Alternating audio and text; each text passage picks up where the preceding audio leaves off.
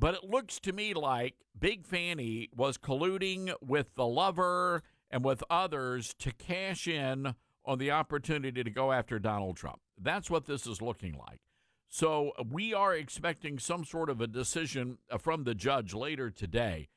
I think that not only does Big Fani get the heave-ho, I think everybody gets the heave-ho on this one.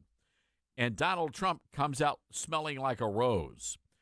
This is pretty pathetic. And again, it's somewhat humorous because this woman, she showed up for court. I don't know if you guys saw this.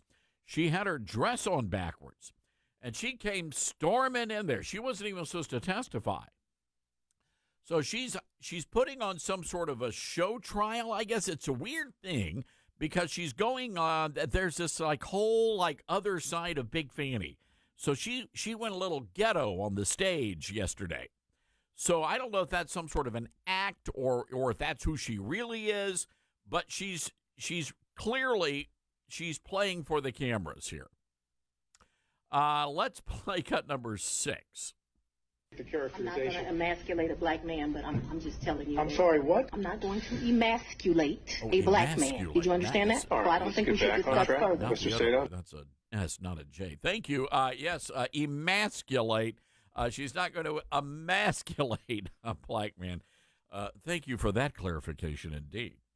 Again, I'm telling you, I was just waiting for Medea just to throw open the doors and start beating people up. This is insane. Even over at MSDNC, they're like, geez, Lou, this is not good for the cash show. My apologies. Cut number 4, please. It's so legalistic centric and yet so important and fascinating. Right. Don't let the legalese fool you. This is epic. This is monumental. If things are going in the direction we think, Fani Willis lied to the court, it's game over for her. She will be disqualified. If they had a relationship prior to when they represented to the court, it's a huge deal. I can't overstate it. And make me a sandwich. Whoa, pardon me. Maybe the neighbors here. So a lot going on in court today. And all of this is good news for Donald Trump, but it's also horrible news. Horrible in the sense that Donald Trump had to go through all of this. I somewhat feel bad for the people who went ahead and pled guilty in this RICO charge. But then again, a lot of those were going to turn on Donald Trump anyway. So I really have very little sympathy for those people. So here we are, ladies and gentlemen, and it's an ugly, ugly situation. But I can tell you this, Big Fani's credibility, it's shot, squashed like she sat down in a chair on it.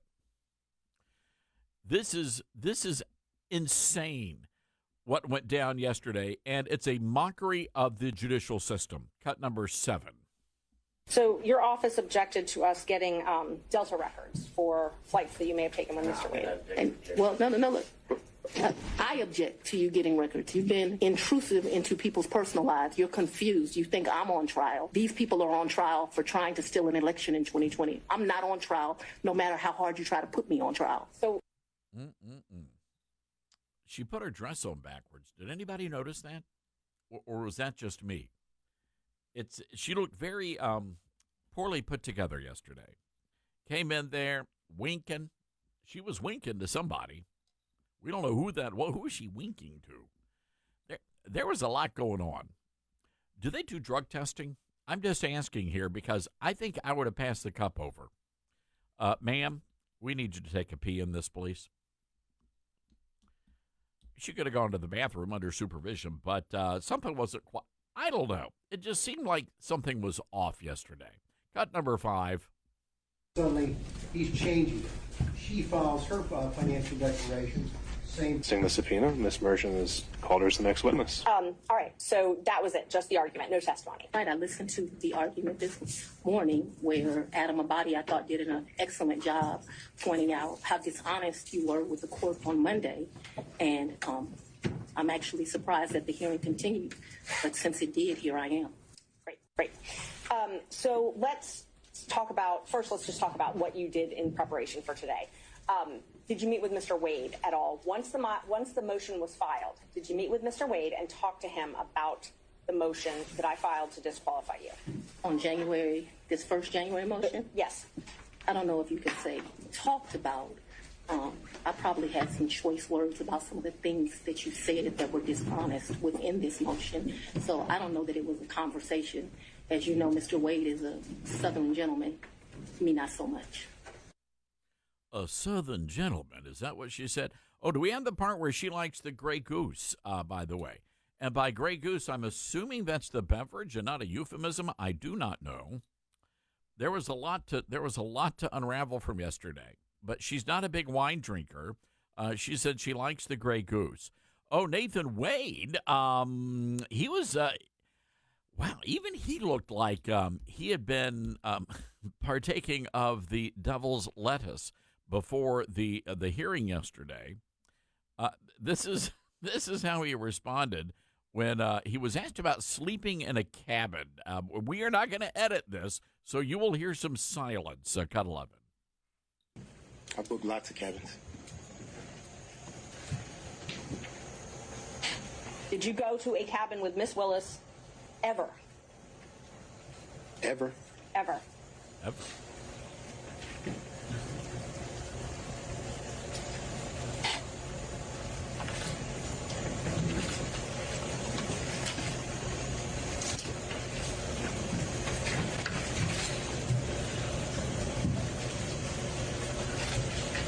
No. What was that all about? I mean, it's a yes or no question. What was he thinking about? So, again, a lot to unravel here. Big Fani also admitted to campaign finance fraud. This is, in all seriousness, this is a pretty significant issue where she said that she had lots of cash laying around her house. And apparently and by the way, MSDNC is now saying, well, this is a cultural thing. MSNBC says all of you black folk out there don't trust the banks, and therefore you hoard your cash in your homes. That's what MSNBC is reporting. But Big Fani said that she actually took some of her leftover campaign money and she used it for her private personal expenses. Who in the world would admit to doing something like that? That is a crime. That's illegal. It's against the law.